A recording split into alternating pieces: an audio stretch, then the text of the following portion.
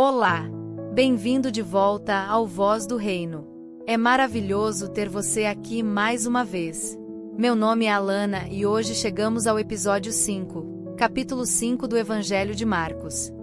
Ontem vimos Jesus ensinando sobre o reino através de parábolas e acalmando a tempestade. Hoje veremos 3 encontros poderosos: um homem atormentado por demônios, uma mulher com uma doença incurável e uma menina à beira da morte. Prepare seu coração para este momento com a palavra de Deus. Vamos à leitura de hoje. Evangelho segundo Marcos, capítulo 5. Entre mentes, chegaram à outra margem do mar, a terra dos Gerazenos.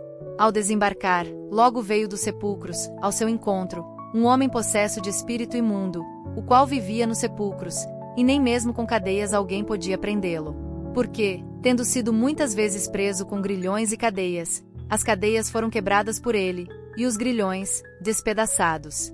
Ninguém podia subjugá-lo. Andava sempre, de noite e de dia, clamando pelos sepulcros e pelos montes, ferindo-se com pedras. Quando, de longe, viu Jesus, correu e o adorou. E, clamando com grande voz, disse: Que tenho eu contigo, Jesus, Filho do Deus Altíssimo? Conjuro-te por Deus que não me atormentes. Porque Jesus lhe dissera: Espírito imundo, sai desse homem. E perguntou-lhe: Qual é o teu nome? Respondeu ele: Legião é o meu nome, porque somos muitos. E rogava-lhe encarecidamente que os não mandasse para fora do país. Ora, pastava ali, pelo monte, uma grande manada de porcos. E os espíritos imundos rogaram a Jesus, dizendo: Manda-nos para aqueles porcos, para que entremos neles. Jesus o permitiu. Então, saindo os espíritos imundos, entraram nos porcos, e a manada, que era cerca de 2.000, precipitou-se despenhadeiro abaixo, para dentro do mar, onde se afogaram. Os porqueiros fugiram e o anunciaram na cidade e nos campos. Então, saiu o povo para ver o que sucedera. Indo ter com Jesus, viram o endemoninhado, o que tivera legião, assentado, vestido, em perfeito juízo, e temeram. E os que haviam presenciado o fato contaram-lhes o que acontecerá ao endemoninhado e acerca dos porcos. E entraram a rogar-lhe que se retirasse da terra deles. Ao entrar Jesus no barco, suplicava-lhe o que fora endemoninhado que o deixasse estar em sua companhia. Jesus, porém, não o admitiu, mas ordenou-lhe: Vai para a tua casa, para os teus. Anuncia-lhes tudo o que o Senhor te fez e como teve compaixão de ti. Então, ele foi e começou a proclamar em Decápolis tudo o que Jesus lhe fizera, e todos se admiravam. Tendo Jesus voltado no barco para o outro lado, muita gente se reuniu a ele, e estava junto do mar. Eis que um dos principais da sinagoga, chamado Jairo, vendo-o, prostrou-se a seus pés e insistentemente lhe suplicou: Minha filhinha está à morte. Vem, impõe as mãos sobre ela, para que seja salva, e viverá. Jesus foi com ele. Seguia-o numerosa multidão que o apertava de todos os lados.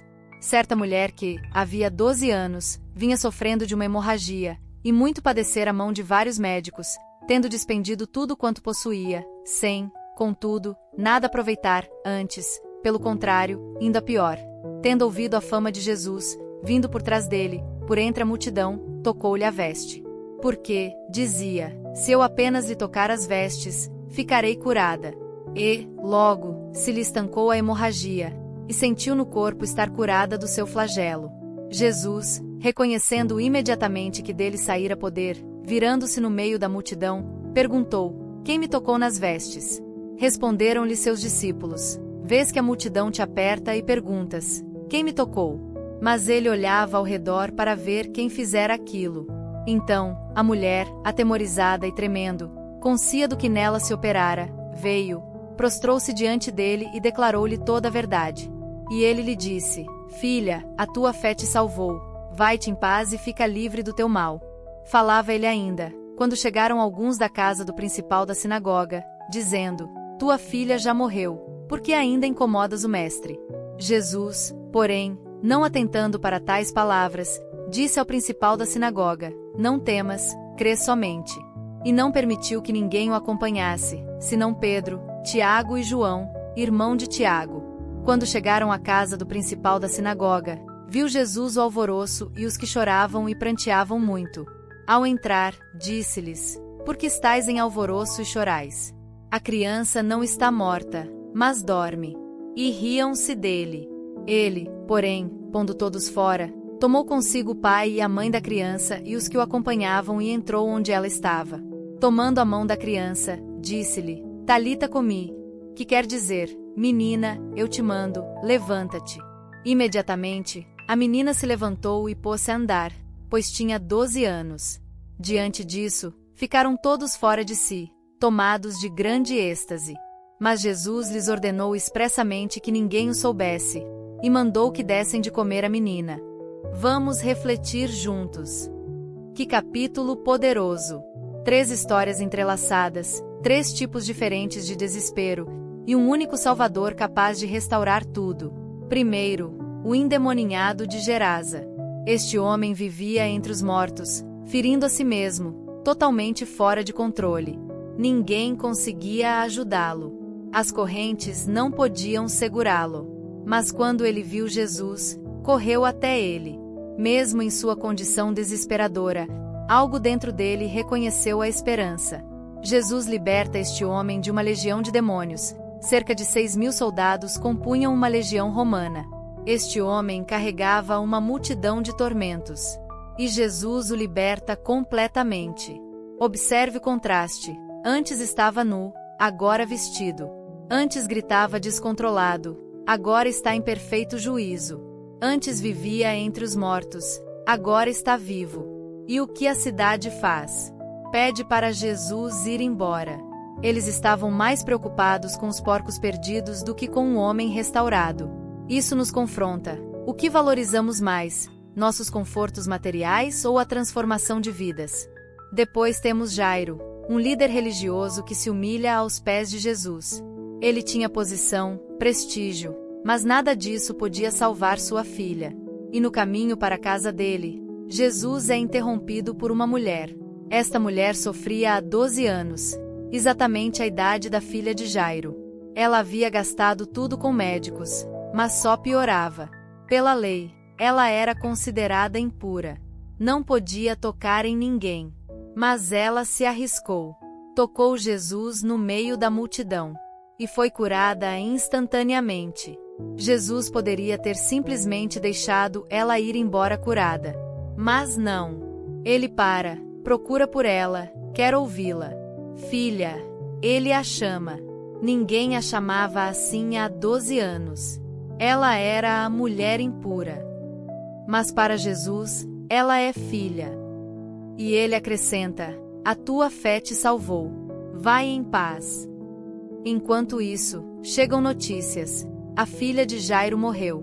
Mas Jesus diz: não temas, crê somente. Mesmo quando parece tarde demais, não é tarde demais para Jesus. Ele entra, toma a menina pela mão, tornando-se impuro segundo a lei, e diz: menina, levanta-te. E ela se levanta. Jesus tem poder até sobre a morte.